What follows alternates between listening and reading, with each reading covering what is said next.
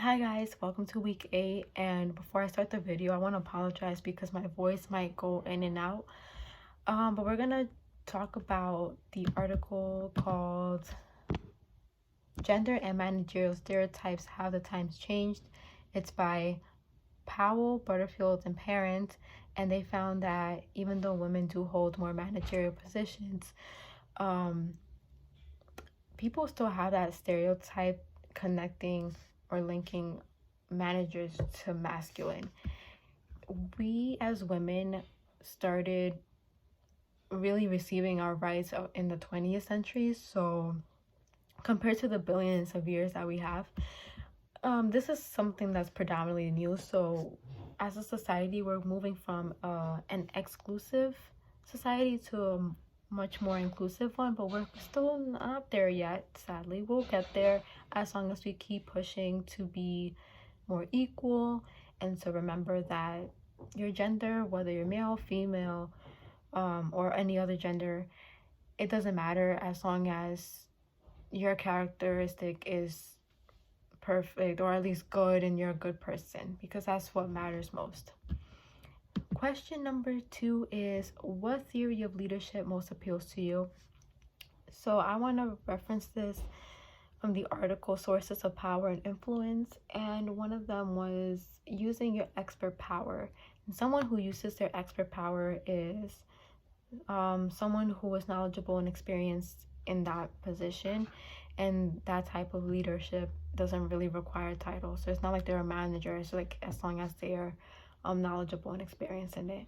And that's the one that appeals to me the most, because just like we learned in our leadership course, being a leader has more to do with your mindset than it does with your actual title.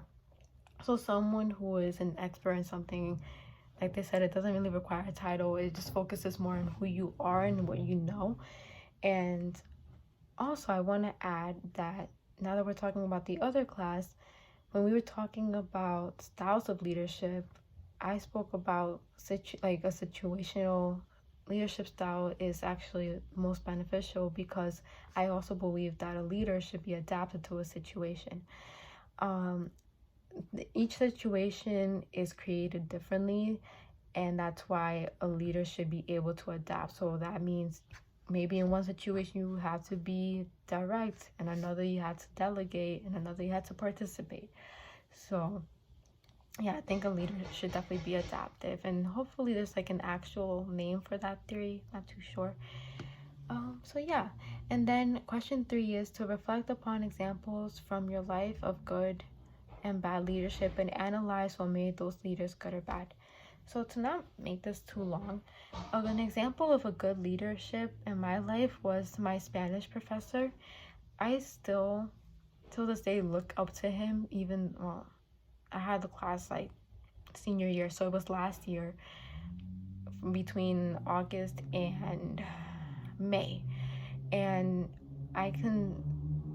you can like ask my mom now. I till this day reference his courses, and I remember everything that he taught me. Or let's say most things. And that has so much to do because he genuinely cared about us. He cared so much about his classes and his students in it. His priority wasn't for us to pass the class. It was more for us to take the lessons that we're learning in class and definitely applying it to the outside world. And he also cared so much, and I mean so much, about the Hispanic community, that he taught me to love my community more, and I thought I loved it a lot. And it was just like really, really special to see somebody like a professor who cared so much about his students, because I'm not saying not every professor is like that, but sometimes it felt like I was in the class and I was just waiting to pass it, and then I just forgot about the material. But with him, it just he was always just caring about the students, and if something was going on in that person's life, he would definitely be understanding. Like, I swear, he has the biggest heart. I mean, he's still in SPU, so but amazing, amazing professor, and I look up to him as a leader. Like if I were to ever interact with people, I definitely want to be as empathetic as he was, because he's just full of empathy, and at the same time he was also direct when he had to be. And you know what we learned, and like I said, till this day, I still reference his lessons every single time I'm in a situation where I have to speak Spanish or write in Spanish. Like I honestly still remember what he taught me. So okay, so that was good leadership. Now talking about bad leadership. When we reference bad leadership, I immediately think about the time in high school when I was in the JRTC program before I was placed in a massive position.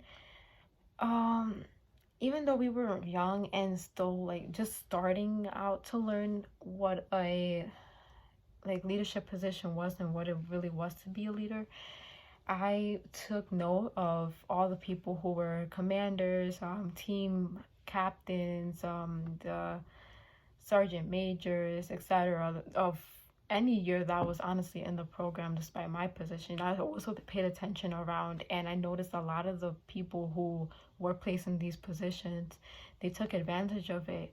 They took advantage of their power, and they were really more focused on the benefits they can get for themselves and also their friends. And there was a lot of favoritism. I mean, favoritism was honestly like everybody's favorite word because of how much it was happening in at least the years that I was in it.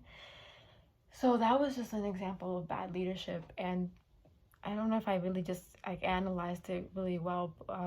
A bad leader, they don't focus on other people or the main goal. They're just making sure that whatever they do, they gain something out of themselves. So they're very let's say selfish. And I think that's what a bad leader has.